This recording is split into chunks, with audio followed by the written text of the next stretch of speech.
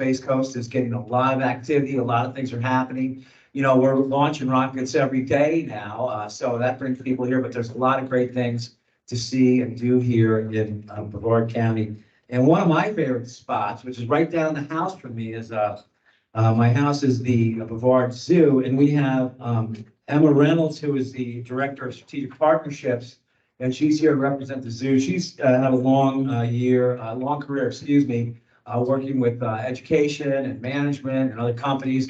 All their bios are in the handout that you should have received on when you walked in. So please make sure you get one of these. And if you have some additional questions, you can reach out to them also. But let's get the thing started here. You know, I want to say again, thanks so much for being here. And I told them that we had two things that we had to settle before they sat down and became a part of this panel. The first thing is that we wanted to thank them for being here. So let's give them another round of applause. And the other thing that's really, really important to me and hopefully to them is I want them to enjoy the moment, and I want you guys to enjoy the moment and have a good time. And think about things you may want to ask some of these people here. They're very knowledgeable. It can help us very much. And we love getting the young people acquainted with the experts and the experienced people out here in the county. So let's just start with this question. And I'm going to bounce around here a little bit, ladies and gentlemen, if you don't mind. Since I said this about Sharon, I'm going to start with you. Maybe you could tell us a little bit about your career journey and kind of how you got here tonight at Eastern Florida State College. Please. Sure. I'd be happy to.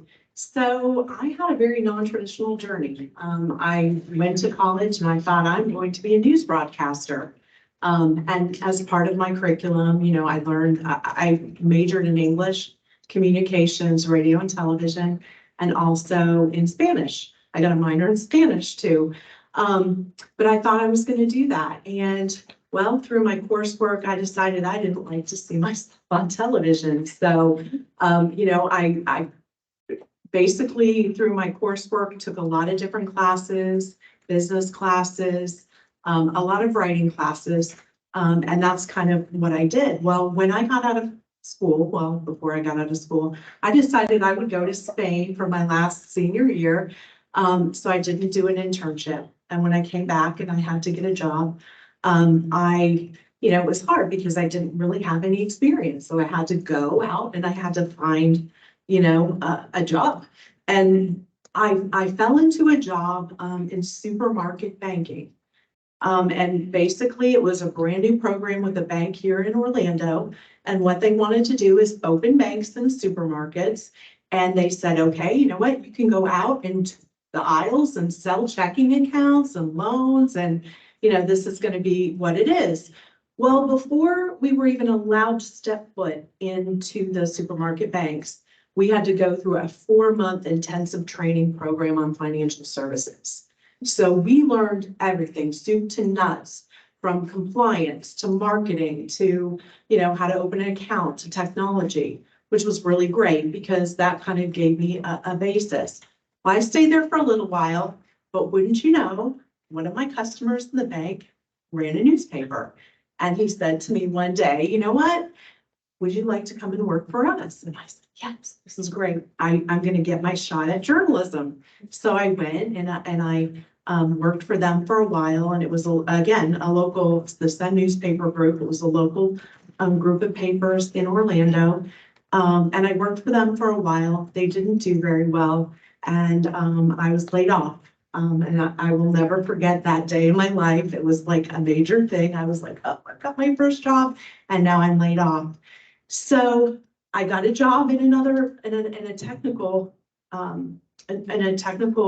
place that was automation intelligence. And basically they did a lot of work. I did a lot of work with the database, and I was, young, and I found a mentor there who taught me how to do data work. So I became, I learned how to analyze data, use the computer. I mean, I already knew a little bit, but, I really got to do a deep dive in it.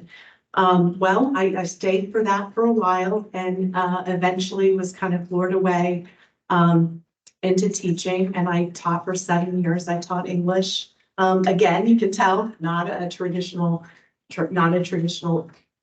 journey.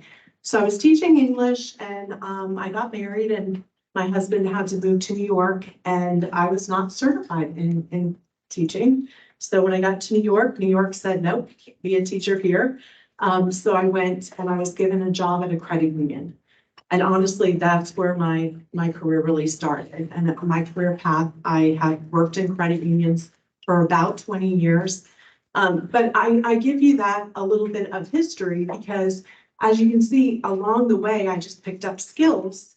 I picked up data skills, I picked up art skills, I picked up writing skills, and all of that, helped me grow in my career path. So I came up the ranks. I started as a marketing specialist, and I went all the way to being an executive in member experience. I moved here recently, and now I'm the vice president of marketing at Community Credit Union. Have worked on awesome projects, a lot of technology projects. So my encouragement to you is, if you don't know what you're going to be when you grow up, or if you think you're going to be a broadcaster, take those opportunities as they come, because who knows where you'll end up. And I love marketing, I love financial services, and I love credit unions, so.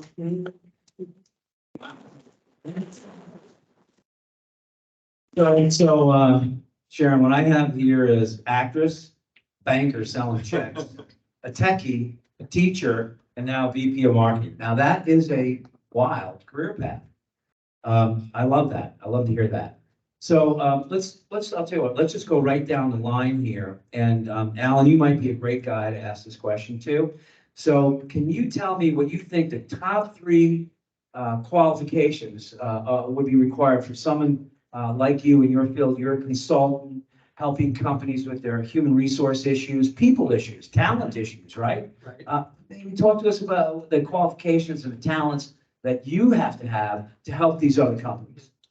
In the field of human resources, you really have to start with being a good listener. People have complaints, questions, concerns. Sometimes the complaints are really just questions disguised as a complaint and vice versa. So being able to have an open mind to a conversation about what somebody's really asking and what they're looking for, that would be a start. Be a good listener. I would also tell you that business acumen is a really important part of being a human resource representative, if not any job. One of the things I spent a lot of time doing in my early career was staffing positions for technology, IT, engineering, computer science. And one of the biggest complaints we would get from the hiring managers was the employee doesn't know how to interact with others. Now, not every job requires talking to other people, but almost every job will. So as you think about those career options, understand that that level of capability in a business environment, a business setting, you may not need to understand all the nuances of, let's say, a balance sheet, but if you understand how the company makes money, that's going to help you in any type of role. So having business acumen is a really important part of that. And then the third thing I would say, and there's so many, Keith, it's hard to limit to just three, but I would say the third, in my opinion, most important is being eager to learn. There's no end to what you can learn. In my world, the laws change, if not monthly, they can be annual. In Florida, minimum wage goes up now every year. If you don't know that, you're going to be in a world of hurt as an employee, or worse as an employer if you're underpaying your people. Understanding what the different Department of Labor requirements, how they interact with the Internal Revenue Service. These are the nuanced things that require your ability to take a moment, take a breath, understand what's required, and continue to learn. How you learn is so different, whether you're here in class, you read a newspaper, or we don't do that anymore, but whether you read go online and read something, a book, talk to folks, get your minute of knowledge somehow, but keep, maybe you subscribe to websites that send daily, weekly updates. Whatever you need to do in your chosen profession or field, continue to be open to learning. Thank you. Thank you for that. So, then be a good listener and have an open mind. That is, I tell you, that is important. That's a struggle for all of us, though, isn't that? I mean, That's why I have a job. That's right. Well, my boss says I have that trouble too, and sometimes he's right. He happens to be sitting in the room right now, so he's a great boss. I heard business acumen. Understand the business, understand the language. The other one I really liked was learning and reading. Reading is fun. Reading really is great. Reading all different things. So that's a great takeaway. So let's go to Peter. Peter, I have a couple of questions for you. I'm going to start with one question first, though. But as you know, Peter is the executive director of the Space Coast Office of Tourism. And they have a list of the top 20 reasons why you should visit Brevard County. And on their list, as I said earlier, they have one of my favorites, ranked number 4, which is the Brevard Zoo, which we're going to talk about in a minute. First, I'm going to get to Peter. Peter, what I want you to tell us a little bit, because you know, this is an interesting man here. He is what I call a local. He is a native. When you read his bio here, he grew up in Melbourne. So when you were growing up here, there was no Wickham Road, correct? Oh, no, you think I am? Okay, he went to Gallia High School, and there was nothing on it though, right? Just BCC at the time. Just BCC, very good, very good. But yeah, why don't you tell us a little bit about, you know, some of the challenges you faced in your career journey and how you had to overcome them, because, you know, Brevard County has grown and tourism is a big deal now. Yeah, well, first of all, I'm super excited to be here. This is a full circle moment for me. I grew up in Melbourne. I went to Gallia High School. Anybody? Right? Yep. Okay. All right. Good. Go Commodores. They're doing really good this year too. And then I went to Brevard Community College. So I went here. I sat where you are sitting, and now Eastern Florida, obviously. And you know, at the time, I was really coming out of high school. I was very into writing and communication and literature and kind of that world. I was more on the English major side. I was not good at math or science, and so I didn't know what did that mean from a career perspective. And when I came here, I decided I was going to be a journalism major. So I became a journalism major. I started writing sports for the college newspaper, and then I became the campus editor. So I was the Melbourne campus editor for the paper here. And then after I graduated, I went to UCF, went over to UCF and just became a communications major, kind of more of a general, and was the sports editor of the newspaper there. And so, you know, that really led me on this journey that, you know, I actually did not end up going into journalism, although writing has played a big role in my career and still to this day is a passion of mine and something that's important to me. But I ended up going into more of the marketing, advertising, PR side of the world, and did that for a lot of different companies in Orlando. And, you know, one of the things that I learned was,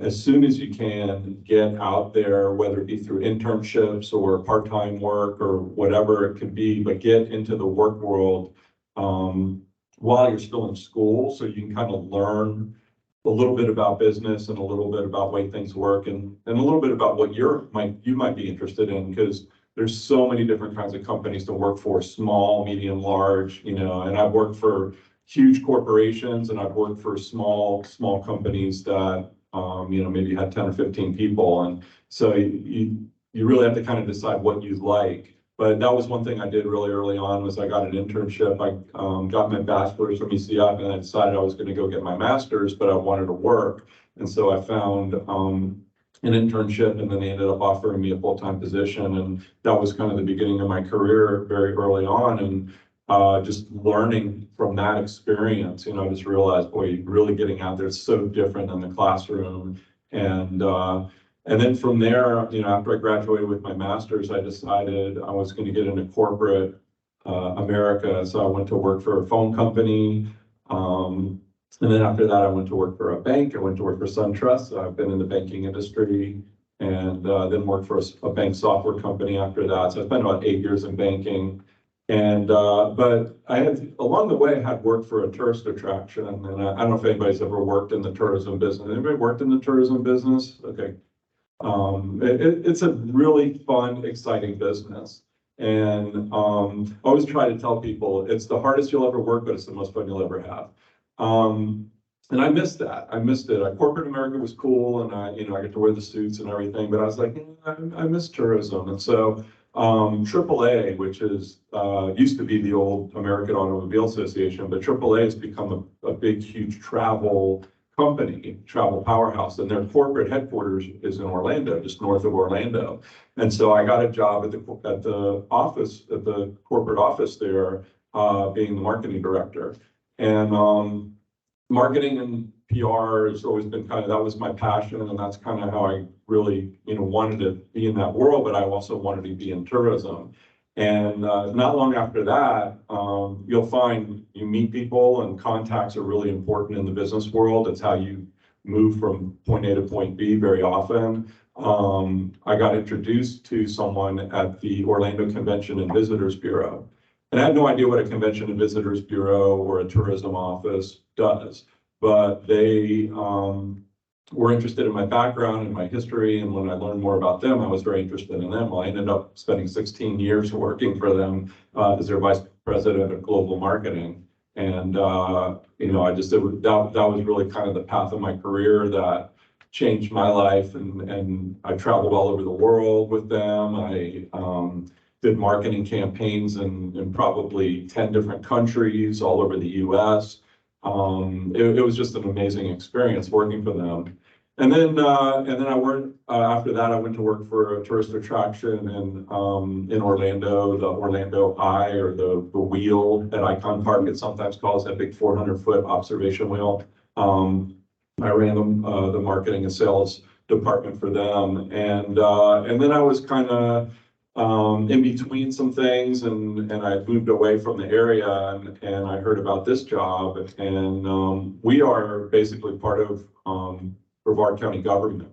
And so when I heard about the job, I was aware of it, and I knew about it, and I didn't know if I would, be able to get it or qualify for it, but I interviewed for it. I pursued it super hard, and I've been there almost 5 years now, and just love it. I love what I do. And we're a department of 16 people, but Brevard County has about 2,000 employees. So the county's big, and they're always looking for young people to come into the organization. So I'm a big fan of the county, and I'm a big fan of what we do and as part of the county. So that's a good start anyway. Well, thank you. So, I picked up a little bit on the internship. That sounded like that was a pretty big deal for you. Enjoyed that moment. Yeah, I think it's really critical. I think that, and getting involved in organizations like school clubs, or regional organizations. Like I got involved in the Advertising Federation. I got involved in the Public Relations Association. All of those things that you can do to kind of get your feet wet and just meet people and learn about the business. Great, thank you. So now let's talk to someone who's really important, and I'm a little biased about this. Emma Reynolds, as I said, she's Director of Strategic Partnerships at Brevard Zoo. I really dig the Brevard Zoo. I've been there a lot. I haven't been there in about a year or 2 years, but I used to go a lot. And so one thing I really liked was on their website today, Brevard Zoo. We are a small zoo that does big things. I would tell you that you're a great zoo that does big things, okay? I really do. And so one of the things, most of us, I'm sure, and if you don't agree with me, just agree with me for this once. Most of us love animals, really do, pets and wild animals and all of that. And so, it must be pretty interesting to work there with the animals and again, with the humans, I imagine. But could you just tell us a little bit what advice you might give us if students were going to pursue some type of career like yours, and they want to be in that kind of environment? There are a lot of zoos across the nation. There's a lot of places to help animals.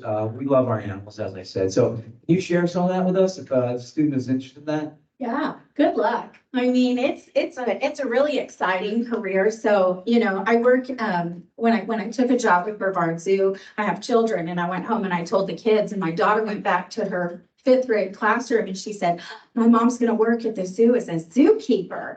And I am not a zookeeper. I am the associate director for strategic partnerships. So I'm like a people keeper. But I do get to work a lot with the animals. I started that passion as a biology teacher by accident. So I came out of college thinking I was a poli-sci major with a minor in international studies. I thought I was so cool. I had all these high heels and a latte in my hand. And I was like, I'm gonna, negotiate with terrorists and save the world. And I'm gonna be a lobbyist. And Washington, just you wait. And I got there and they were like, no, thanks. Because I didn't have any experience, I didn't have any experience. So they're like, how about this? How about you are going to grow up and put down the latte and you're going to go and maybe get an internship. And my aunt at the time was the city manager for Coral Springs. Now she's city manager for Dunedin. And I was like, oh, Aunt Jenny, please get me a job so that I can go take over the world. She's like, how about you start something local first? And so I thought any old fool could teach middle school. That was a great experience for me. I took a job working at a Title I school teaching sixth grade math. I am a nerd, so the math and science came really naturally for me. And I loved my students very much. It was sort of by accident to fall in love with the career. And I didn't know that it was actually laying the framework for doing my job now, 20 years later. Like, I didn't know that I was actually acquiring skills in things like communication, things like empathy, and, having emotional intelligence with my students and their families, really seeing people for who they are, becoming an expert in things like biology or animal care. I had no idea that later I would actually work for the best zoo in America, which, I mean, we're number 3 right now, but it's only a matter of time. And I'm really so honored. And so it's so interesting how life works that way. And I would say, I don't know what advice I could give you other than to live fully in the moment as you are exploring career paths. I never could have known in a million years, I never would have known that the work that I was doing with my students I was growing more than they were along the way, and I was learning probably a lot more than they were, but we had a beautiful time together. And when it was time for me to move on, I taught for 12 years. I was teacher of the year, thank you. Even though I knew nothing going into that profession and was in way over my head. That's okay too. It's okay to be scared. Going into something new is scary. And you have to go in with sort of a humble spirit, acknowledge that you're so good at certain things, but you are not good at everything. And those things will soon make themselves clear to you as you take on a new adventure. But I would say that my teaching experience taught me so much about how to relate to people, how to meet them where they are, how to teach people to live into their own passion, right? So if I'm telling you, because right now my strategic partnerships job is I'm working on a team with other philanthropy individuals to raise $100 million to build an aquarium, a world-class aquarium at the port, because the waterways need some protection and some help. And Brevard Zoo does a great job in conservation and education. I was like, I don't know how to raise $100 million, So, but I do know how to talk about science and conservation, and I do know how to love people, and I know how to ask them the right questions and ask for the right meetings. I would say be confident when you ask for what you want. And when I say confidence, I don't mean arrogance. And it took me a little while, I think, to learn the difference between confidence and arrogance, but believe that you could be the right person for even a scary job if you're willing to learn something new. And working for the zoo is so fun. As soon as I got the job, I pretty much inhaled and memorized all of their handbooks and the F drive because it was full of cool things. Like, I didn't know that in the list of like most dangerous, and is this being recorded? Is my boss gonna see? Okay, I'll scale it. So I didn't know that at our zoo, we have to be completely familiar with contingency plans. Safety is a #1 priority.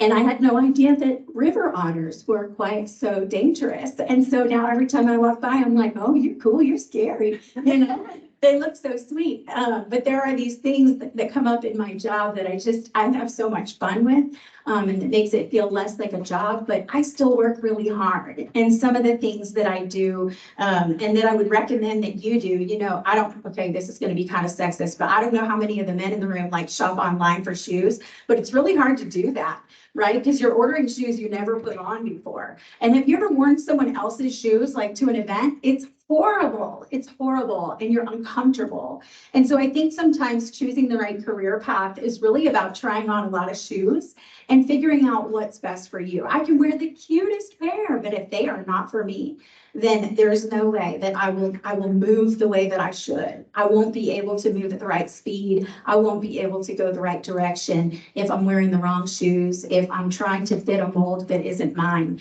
And so as I'm exploring a career with Brevard Zoo right now, and as I'm learning as much as I possibly can about strategic partnerships and how important they are, I learn alongside some of the best professionals at Brevard that are on this table with me. Like, we're at a lot of the same events, we're working with a lot of the same organizations, because these people genuinely care about the future of Brevard County. And so if you really love what you're doing, you're committed to the mission, you're trying to walk in your own shoes, and you're doing your best, you're just bound to work alongside some of the best experts you'll find.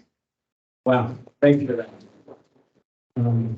I think that's pervasive throughout the panel we have. I want to do a really quick kind of rapid fire questions and open it up to the students if I could. But is there a time in your career where you had a mentor or an outside person that you could go to and talk to about what's going on and how you might handle an issue? So give me a brief on that. And if you can give the person's first name, that'd be great. And just give us a brief synopsis of that experience. Sure, I'll start. I worked for a company that had a formal mentor program that I wasn't qualified for. So I felt like I was being left out. And you've heard stories from the panel about how hard we have to work to get where we are. And you're there too, and you will be there, and your career will continue to do that. And we got advice. It was a big forum. It was a group of probably a couple of hundred people. And the head of our department said, if you're not selected to be a mentee, go out and find a mentor. There's plenty of people in the company that are smarter, better, and more capable than you and have been here longer that you can learn from. So I thought about that, and I went to somebody who I was working with who had been there longer, and I said, will you be my mentor?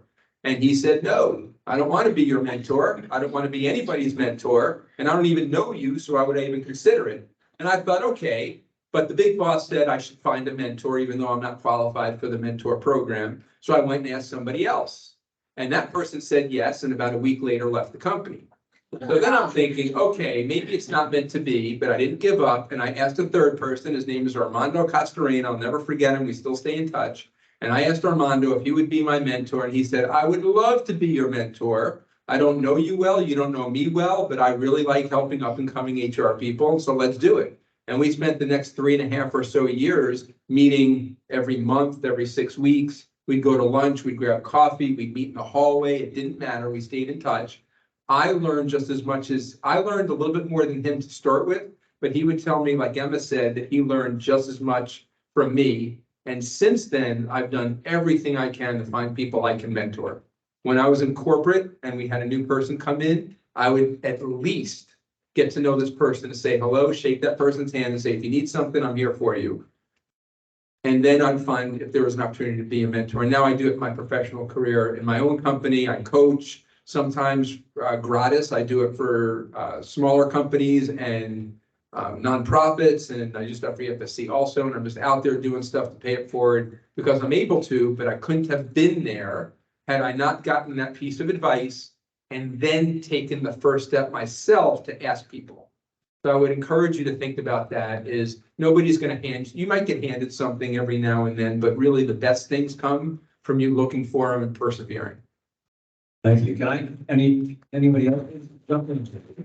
I've had a lot of mentors in my career, a lot of people that I looked up to throughout my career in different roles. Probably the first one that I remember is in my early to mid 20s. I was working for the phone company. And we had an ad agency in Orlando called Fry Ham and Bar. And one of the principals was Chuck Fry. He was one of the original principals of that agency and one of the founders. And I don't know why I just gravitated to him. He was an older guy, but he just had such a cool demeanor about him. He was always really interested in the latest, greatest, coolest things. And I'd walk into his office, I'd go and meet with the ad agency, and then I'd always find a way to sneak over to his office and see what he was up to. And he had this bookshelf with all these really out there books, like every new thing that you could think of, new types of management style, new kinds of marketing. He was into anything new and anything that was, just different. And it made me realize that even, here was Chuck, he was probably in his 60s, maybe pushing 70 at the time. And even at that point in his career, where he was that successful running a big ad agency, very successful agency, he was always looking for what was next. He was always looking for what was new. And so I learned so much from that person and just that demeanor, but it also taught me it's important to have people around you that maybe think a little differently and do things a little differently, and you can learn from. Yes, please. Too. So when I was working at one of the credit unions, we did I had a mentor. We did a 360 review. Has anyone ever done a 360 review? They're not that fun. I'm just tell you, it's like everybody can give you feedback. You get feedback from your peers, you get feedback from your bosses, you get feedback from your coworkers, but you don't get to know who they are. So they can really say pretty much anything they want. Hopefully they're giving you constructive feedback. But I had that, and it was a particularly, let's say, raw moment where some folks, said some things about, different things that I did or how they perceived me or whatever. And I could just remember just this painful thing. And she sat down with me and kind of walked me through that and taught me something that I have never forgotten. And that is feedback is a gift. She's like, you know what? All of this, they wouldn't say to you unless they cared about you. And that feedback that she gave me helped me to put on my objective glasses and kind of review myself and say, you know what? I need to look at these different areas and I need to see how, I can improve in these areas. And I was just a young manager. In fact, I had become a manager to peers. So I was their peer, and then all of a sudden I was their manager. So it was kind of an interesting time. But I will tell you, that is one thing that I learned, and I challenge you, when you get feedback, don't look at it as something, terrible. Look at it as there's a kernel of truth in there. What kernel can you take, and how can you take that forward and make yourself better? And honestly, I think even though that was really painful, that helps me be a better manager to people going forward, because I knew how it felt to get feedback. Sometimes that wasn't really awesome feedback, or, was kind of hurtful. But it also taught me that, that it can take you forward, and you can kind of put yourself in their shoes and understand that. So, mentors are wonderful. And, if you get an opportunity, I don't know about the 360, I don't know, but I'll do it again. But, if you have an opportunity to have a mentor, take it. It's great. Thank you. And Ellen, can you share with us, you have that experience?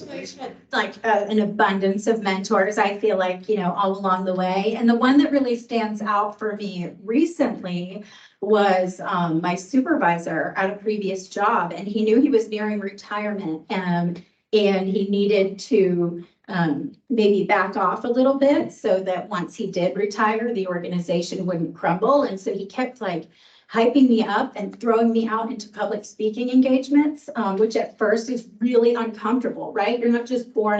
I threw up after the 5th grade spelling bee. Like, I really did. I ran out of the room and I threw up in the bushes in 5th grade because I was terrified to be in front of these people, right? Absolutely terrified. They're gonna hate me, they're gonna make fun of me.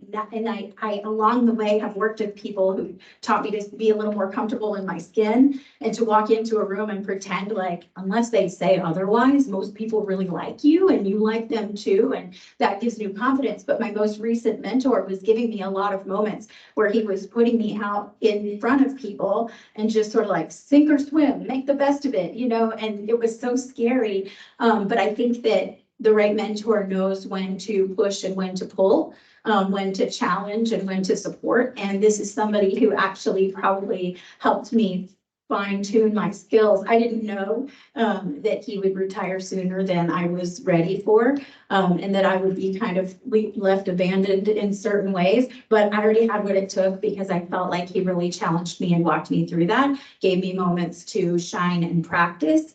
And now I'm doing that for as many people as I possibly can, giving my team members and my direct reports opportunities to shine in the ways that I know that they're hoping to develop, And so I think that with mentorship, that's an important next step. It's one that I'm constantly cognizant of because it was done for me. Thank you for that. I have a comment on mentorship. I'm a big fan of it. Through my career, I've had mentors and done mentoring. When I look at the students here, remember, you don't have to look for a mentor above you. You could be a mentor to a high school kid. And our high school kids, we really want them to be successful. We want you to be successful, but they want to know what it's like to be in college. They want to know what it's like to kind of have your own control over your own destiny. Although we really know you don't, but they think you do. And if you could mentor younger people than you about education and reading, fun, internships, explore, that's what this is all about. And just, I want to open up to questions, but just to let you know that the number 2 reason on the top 20 reasons to visit Florida Space Coast is that we have more live rocket launches than ever before.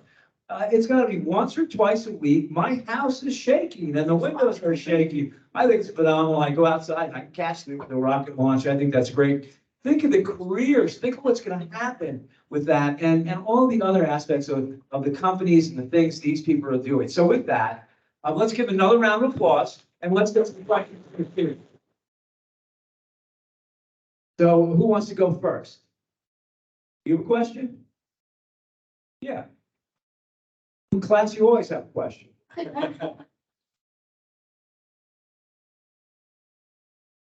hi, call me Alan.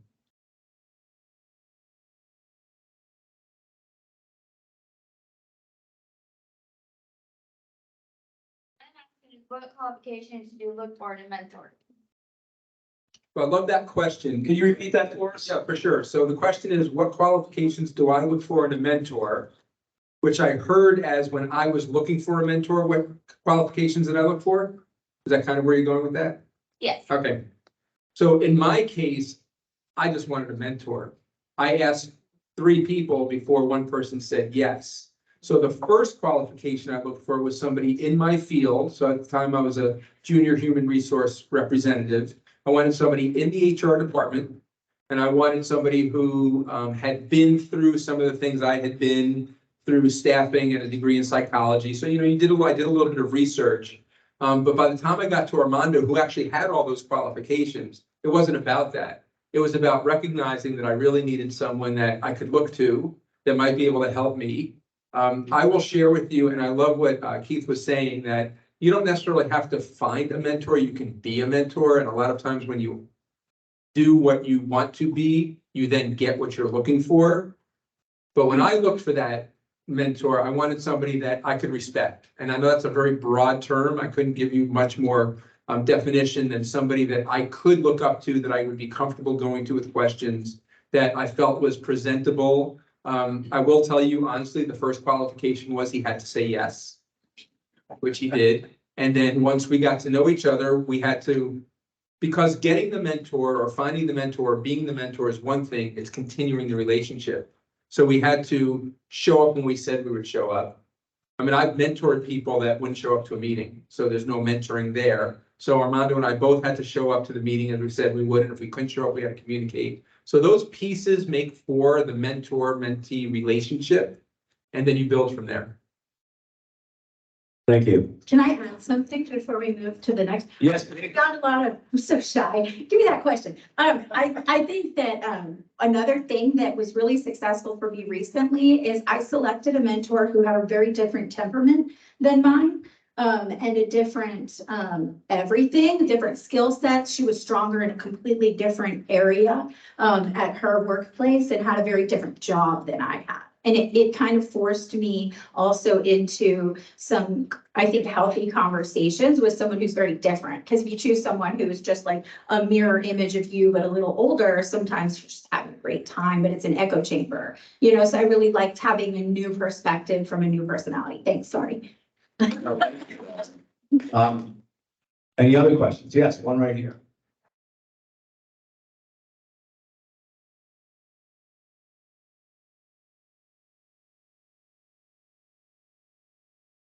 Yeah, so as a department of the county, one of the major things that we do is promote and advertise and market the area. So all of the things you said and then some. So, you know, I think it was mentioned there were 20 top things that people come and do when they come here. We promote everything. We promote, you know, the beaches, the rocket launches, anything that you can think of, we promote and market. The other thing that we do, which is really cool, is we get to give back a little bit to the community. So we do some capital projects. So like we just put $4 million worth of improvements into Lori Wilson Park and Cocoa Beach, because that's a very highly, you know, locals use it, but also a lot of tourists use that park. We put millions and millions of dollars into the beaches themselves to make sure that they stay renourished and have sand on them. So like the storms we got last year, we got a lot of sand damage and storm damage from that. And so we're doing a lot with the Army Corps of Engineers to try to fix that. So we do a lot of things that kind of give back to the community as well as promote the community. So it's kind of a two-pronged thing. So let me just add a little bit to that, and I think this is really important. We're looking at 4 people who work in businesses here in Brevard County and live in Brevard County, which is a great place to live. And one of your takeaways should be that you can get your education here, and there are places for you to work and find things that you like to do and stay here in Brevard County if you want to. And it's growing, and we need young people, talented people to take our county and our state to the next level. And that's part of why you're here getting an education. And this is such a diverse group and a very interesting group. And by the way, just to tell them that the top #1 reason for visiting Florida Space Coast is 72 miles of pristine Atlantic coast beaches. So I just want to make sure, of course, after a morning at the beach, an afternoon at the zoo, and then maybe a dinner down in the several old towns that we have, downtown Melbourne and Cocoa Village, you know, so that's a good way to spend the day. More questions from the students? Yes, please. Everyone mentioned that their career path somehow changed from their goals and their dreams, which usually was communication, journalism, and I can identify with that. Also being an ex-journalist and communication major. And one day I just decided, you know, I'm gonna do business major. And my family's like, you hate math, I can't believe you're doing this. So the question is, when did you know you made the right decision? Because I never thought I would actually like the career in itself, and I find myself actually liking it very, very much. So when you did that path and changed that career goal, when did you know exactly that, you know, you taking that right path? That's a great question. Since you were a journalism person, maybe I'll take a stab at it. You know, one thing I'd realized very quickly about journalism and having, you know, written and been an editor for the school paper, I started looking at, okay, what would I do outside of school once I graduated? And I realized that journalists can get paid a lot of money. So I hate to say it that way, but you know, sometimes money does drive you. And so I was like, okay, if I want to make some money, I got to get into business. But I could still do what I love. And so, in other words, I could still do marketing and I could still write and be creative, but you know, do it in a business environment. And when you do it for a Fortune 500 company or a big, you know, a big company, you can make some decent money, right? So that when I started making money in my career, I started working for like SunTrust, and I was like moving up the ladder, and I was an associate vice president, and I was, you know, heading up a marketing department and starting to, you know, make some cheddar, right? So it was like, hey, okay, this was probably a good choice for me. But the funny thing that you talk about is the math thing. Well, now that I'm in this job, I'm not doing marketing every day. I still am involved in it, but I'm executive director, so I'm like over everything. And one of the big things I do is budgets and dollars and cents. And I spend more time in math than I ever thought I would have. So learning the math, it's an important thing. You got to get that skill set, because if you're going to be in business, at some point or another, somebody's going to ask you to look at a spreadsheet, and you better know what you're doing with it when you look at it. So that's something I've taken away in this job. My short answer would be when you get up and you want to go to work and you find it challenging, you know, and you know, being in marketing, it's so diverse now. I mean, there's the technology aspect, there's the strategy aspect, digital. There's so much to do. So for me, I get really bored, and maybe you can tell that in my career. I get really bored with things. In marketing, you never get bored, because I don't even know. I mean, AI is now a thing, right? So that's coming up, and what is that going to do to business going forward? I don't know, but it's exciting to kind of, you know, see all the new technologies come in and to be a part of that. So when you get up every day and you're like, this is cool, what am I going to learn today? I think you found it. So we have a couple of questions from students that are watching virtually, of which there are 25. So it's a really great turnout in person and online. First question is, looking back to when you were in our position, being a young student, getting involved in the business world, what was a particular thing that made you successful in that position? That's a long time ago. I think showing up is a start. I can share with you, there in my world anyway, and most of the folks I coach through, I hear the same things. I don't want to talk for everyone, but we tend to remember the things we didn't do or should have done or could have done. So as an example, I never had an internship in college. I worked. I needed to put myself through school, at least partially, so I worked 30 hours a week at the pizza place. And that was something that was more important to me, or more necessary maybe, than an internship. And I wasn't connecting those dots. So is that something I regretted early on? Sure. But it's also given me the knowledge and capability, skills, and so on in other areas that have helped me through getting me where I was maybe later than some of my peers early on. But I've still gotten where I was going and where I was focused on as I learned my way through. So I think that the things that I did well were staying connected, showing up to career. If you haven't been to your career services department, go. Coming to these types of meetings, keep coming. There's a career fair in a few weeks, I understand. Go. Even if you don't know exactly what you want to do, put on your tie or your suit and polish up your resume and shake hands with someone and say, hi, I'm still learning, but I wanted to come out here and just get familiar. Those are the things that I know I did. I wish I'd done more of. I might have had my career focus earlier, and other folks I've talked to the same thing. That would be my first recommendation to you is do it. Just get up there and go. Show up to these more. I think also there's something so important about getting involved in your community. So I know that I was really glad in college to join groups like affinity groups and, you know, clubs and things like that. But if that maybe isn't your thing and you haven't found your people, your community needs you now.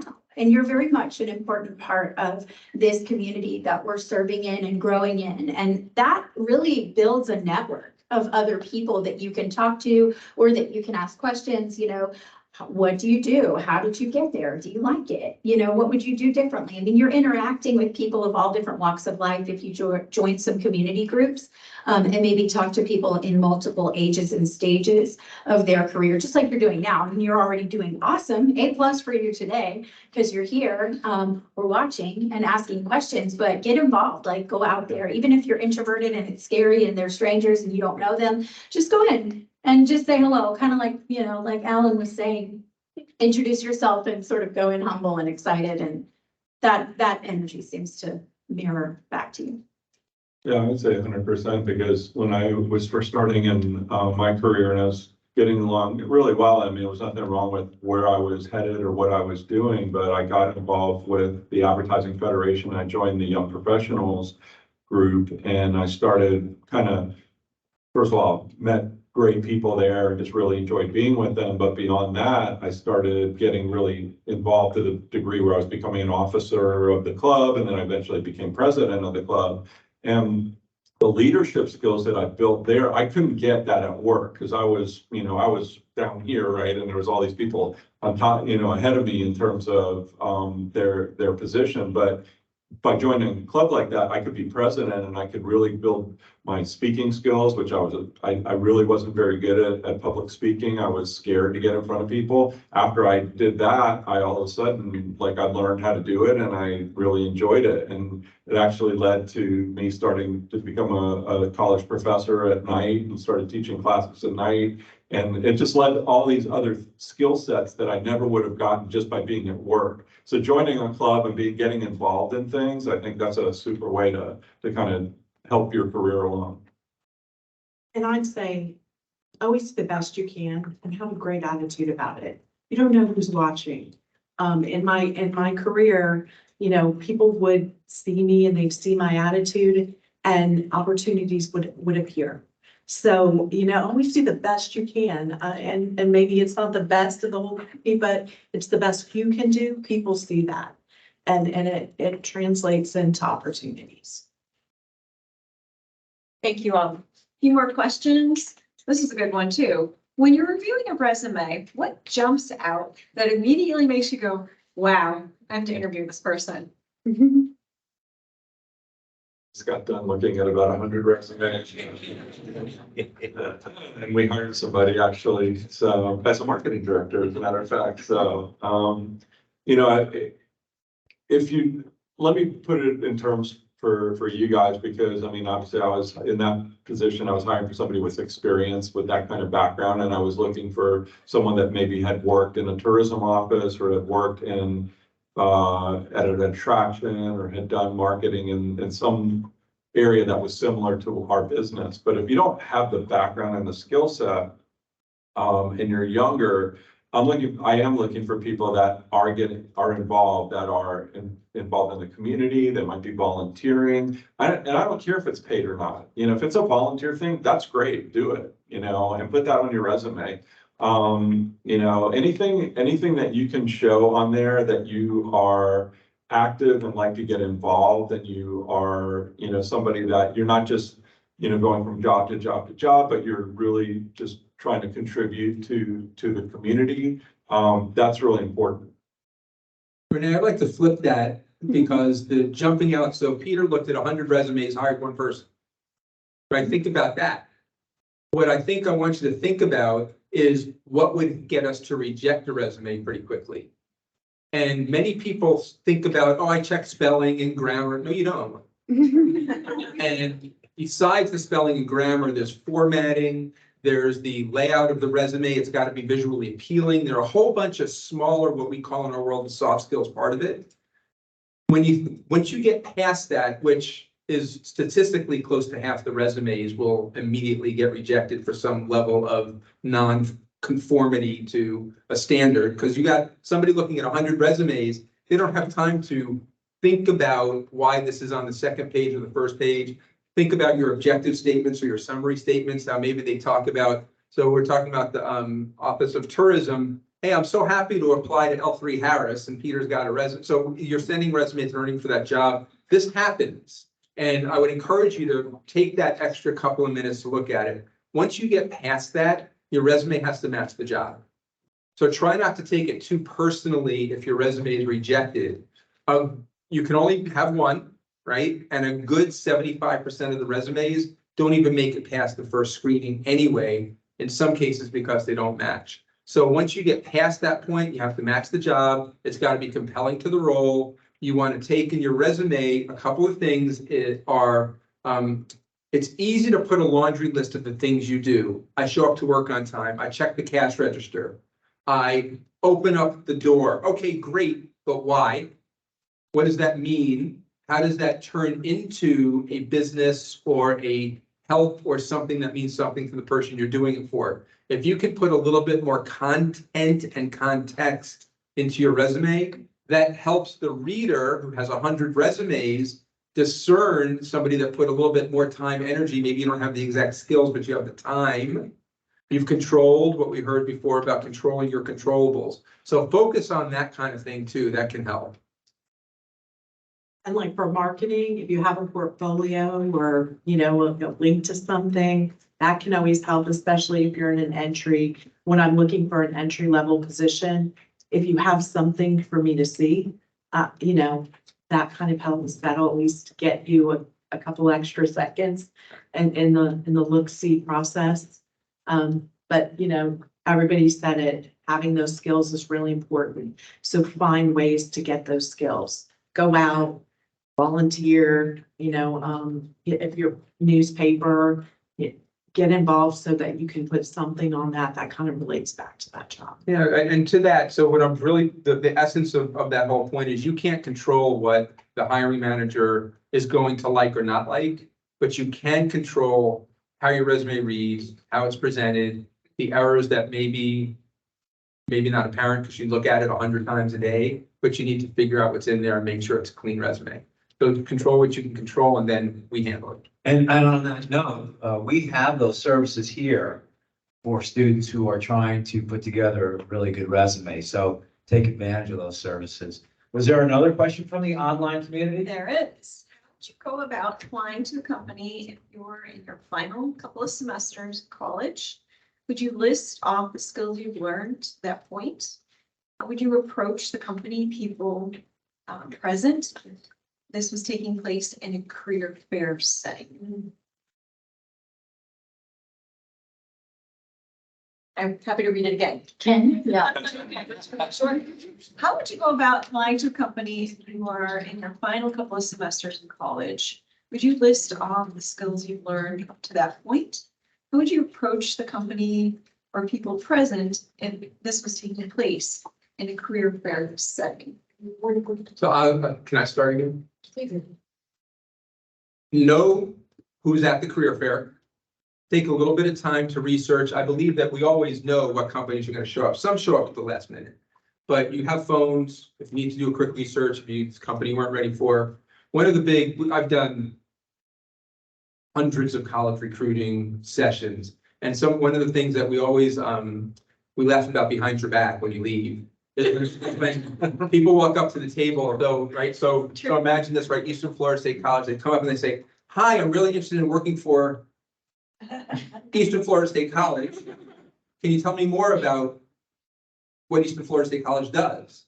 And those are not the things that are going to help you. So if you're looking to come to a career fair, take the time to research, think about your story. I'm looking for a certain type of role, or I want to grow my career. I have no idea what I want to do, but I really want to talk about different companies, the industries. So start there with the research, understanding who you may run into. The real deep part, you stalk on LinkedIn sometimes. That's a little scary, but you at least have to know the company you're looking to talk to. I think at career fairs too, you have there's this rushed component, right? Because you're walking through, there's multiple people, you know, it's distracting for those of us who are easily distracted. And so at a career fair, I'm interacting with people who, oh, I went to the zoo when I was young and I just love it so much. And I had such a meaningful experience and I'm so engaged because I want to hear how my organization has changed your life. You know, that's like, it feels like a more authentic connection. But then I miss sometimes the opportunity to really hear what skill sets they're bringing, what they're hoping to accomplish at the career fair. I think going in and don't fire hose the people standing at the table with all the reasons that you should be working there. And, I mean, it's great to be confident, but that authentic connection is something we remember afterwards. There was something about him that felt really special. I'd like to learn more, and then just providing ways that, we can follow up with you and taking away like different things, because we get done sometimes and we get flooded with the other responsibilities of these jobs and we forget, oh, he was exceptional. Like, I would love to talk with him again about this position, but I've already been flooded with something else. So follow up, reach out again. It was such a pleasure to meet you and I really enjoyed our conversation about this, and would you be open to going to coffee or to discussing some of the positions open with your company? And then just stick with it, because we heard someone last week. She had applied for a job at Brevard Zoo. She's exceptional and wonderful and I adore her. She was the right person, but she applied and was rejected like 7 times before finally you keep coming back. You make yourself better. You keep coming back. You don't take it personally. They're looking for the right fit and there's a lot of discernment involved. A 99% failure rate if there were 100 resumes. I mean, that's really tough. So don't be discouraged, and keep coming back. And I feel like at career fairs, you get this one moment that you might actually authentically connect and then follow up. Can I add something to that? And I think, Alan, you touched on what you called soft skills or people skills. What I find is very helpful, and I still do it today, and that is you should practice what you're going to say to these people. Musicians who are really good, they spend a lot of time practicing their songs, and then they end up playing them thousands and thousands of times during their life. But they spend a lot of time practicing. So look in the mirror, talk to somebody, practice what you're going to say, talk to yourself back and forth. It may look strange if someone comes upon you. Hopefully they won't call the police on you or anything because you're a crazy person talking to themselves. But, practice what you want to say. Practice about who you are. Why would you add value? What makes you unique? And it's not about impressing us as it is about giving us information that we can use. Giving information to them they can use. One of the tricks I used to do when I was younger was I would call other companies in the industry and try to get someone on the phone and have them talk to me about where they work. What's it like at where you work? Oh, even if you're talking to the receptionist, what's it like at where you work? And if you get 5 minutes of that, you get some data. And it would be honest when you go up to the next person. Well, I talk to some people in your industry. Now they didn't know that I called the receptionist at another company, but again, you have to, if you're calling them, you have to practice talking to them. That's kind of a piece of practice. And what do you guys think about that? I mean, crazy, right? I understand. Any more questions from the crowd? How about online? Or it's for you, it says, how to be a great leader.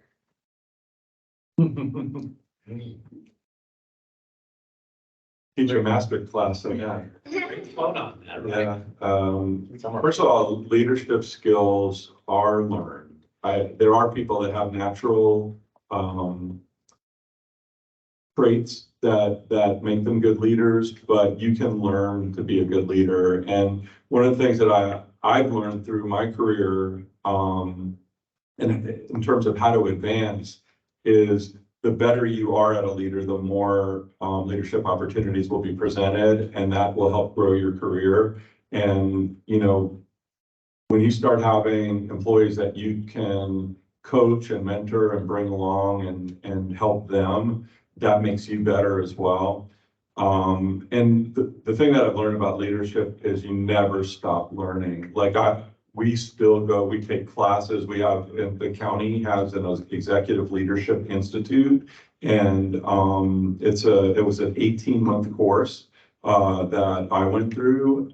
You never stop learning how to be a good leader, and it's super important if you ever want to really advance in your career and be at a managerial level at all. You've got to learn those skills. It's things you can start even now in school. You can learn those things, again, by joining clubs, joining groups, trying to get yourself into a leadership position, because you learn by doing, but also taking, continuing learning, continuing education, it never stops in your career.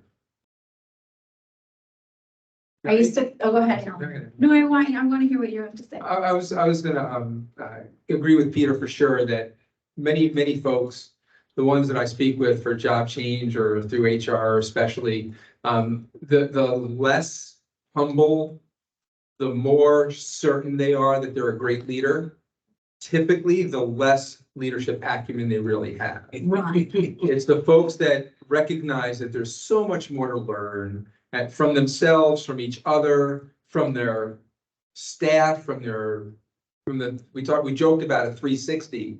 But if you can really have an open dialogue to appreciate what people want more of from you, understanding that there are boundaries, it doesn't mean you succumb to every request.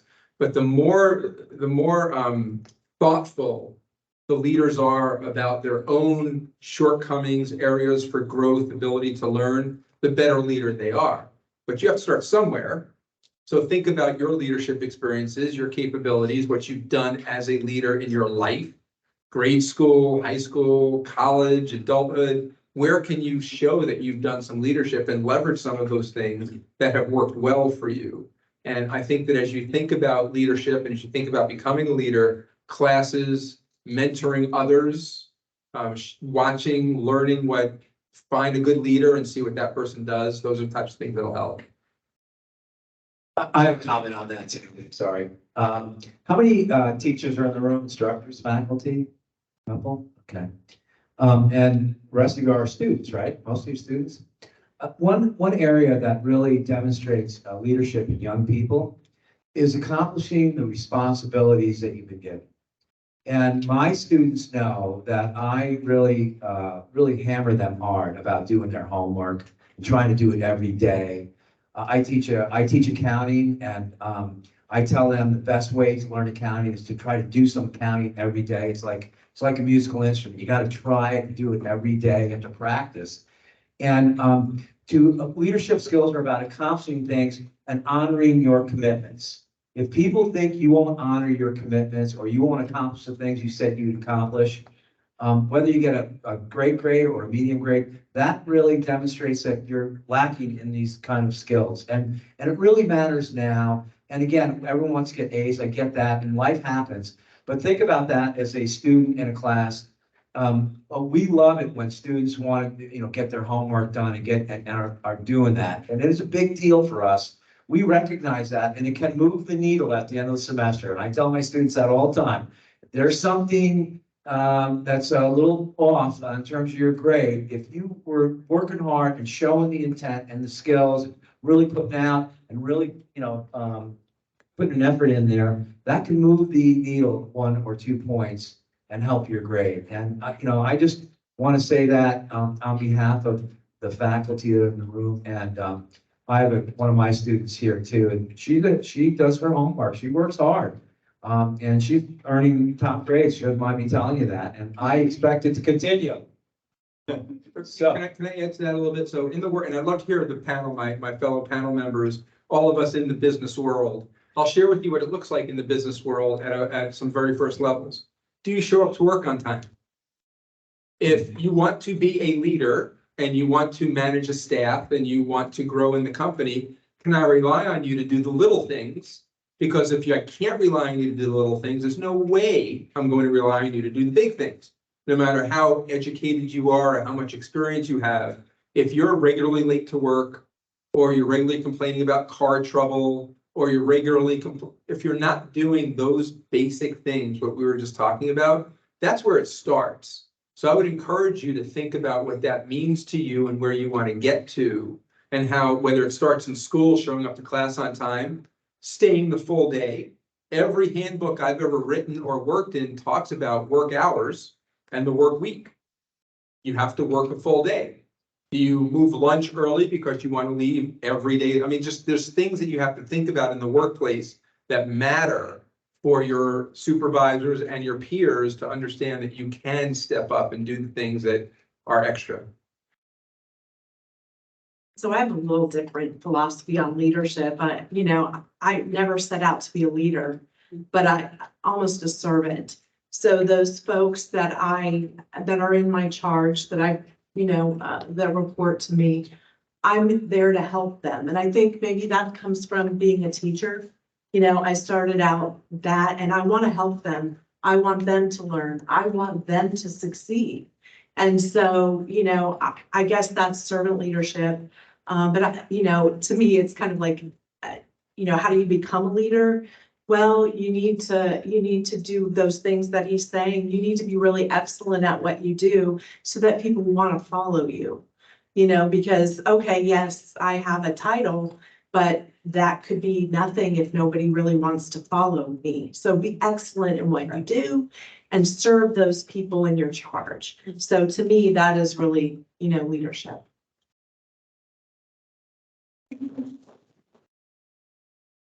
I think, echo what Keith was saying about, it starts really as a student, I taught, out of UCF for many, many years, a lot of different classes from, hospitality, tourism to communications, taught graduate level courses. And I always was able to tell, who among my students were going to exceed, either excel not just in the classroom, but excel at life and excel in their business careers. And it really came down to attitude, hard work, perseverance. And it didn't matter, it wasn't that they were A students. That had nothing to do with it. It wasn't about getting the A. It was about how they approached their work and how they approached the topics in the classroom and the content. And, were they really interested in diving in? Did they really, give their all to everything? Because I didn't care if they got a B or an A. That wasn't the important thing. It was, did they show up? Were they there? Were they in their seats early? Were they ready to work? Did they contribute? Did they have something to say that was worthwhile? That was really what told me. I hate to say this as a teacher for, 20 plus years, but it's a 10% rule. Like 10% of my class, I was like, okay, these people are going to be great and they're going to go far. And sure enough, it always came out that way. And years later, I would see them and they're being very successful in their careers and tell me all about what they're doing. I had one student that I knew right away he was going to be super successful. He's First Watch Restaurants. I don't know if anybody knows the First Watch Restaurants. He's the CEO of First Watch Restaurants now. So, there's something about certain people and how they approach everything in their life. And it's an enthusiasm, it's a willingness to work, and it's something that they're contributing to everything. Try to be that person is all I can say. I don't know how to teach that necessarily, but I just think that's it's having those traits, it really carries all the way through. I'll just say that I think that, good leaders are invested in people. I think that they know that relationships come first. I think that, if you treat people like a bottom line, you lose them. If you think that you're going to be in the front because you're the loudest or the fastest or the best, you're going to turn around and no one's there. And so I think, I echo everything the panel said, specifically, what Sharon said about servant leadership, but you should be cheering on your people from behind. You should not be showing them, how much better you are, but investing in each and every one of the people who trust you. And then, as Peter and Alan were saying, I think Keith mentioned keeping your promises. Setting a good example, investing in them in authentic ways, and keeping your promises. I think it really does stand out. You can tell a good leader when they're keeping their promises and they're putting relationships first.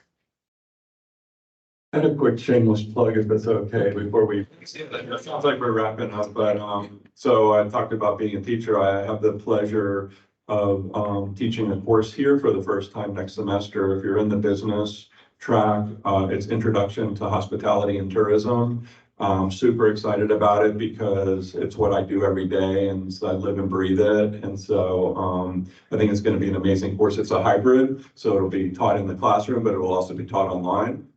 We'll have lots of interaction. I plan on bringing a lot of guest speakers in and bringing people from the industry in. So if that's something that might interest you. Also because I'm gonna be a lecturer here, I've got a on-campus email. It's cranusp@easternflorida.edu. Feel free to email me if you have questions about our industry or what's going on in Brevard or what's going on teaching wise or anything like that. I'm happy to answer any questions. If you want me to look at your resume, I've looked at a lot of resumes, so happy to do that and give you some input, but just feel free to use that email.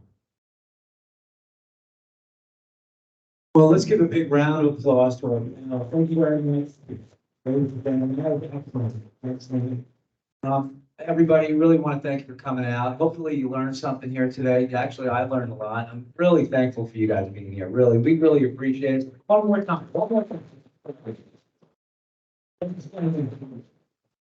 Everybody be safe, have fun, and learn a lot.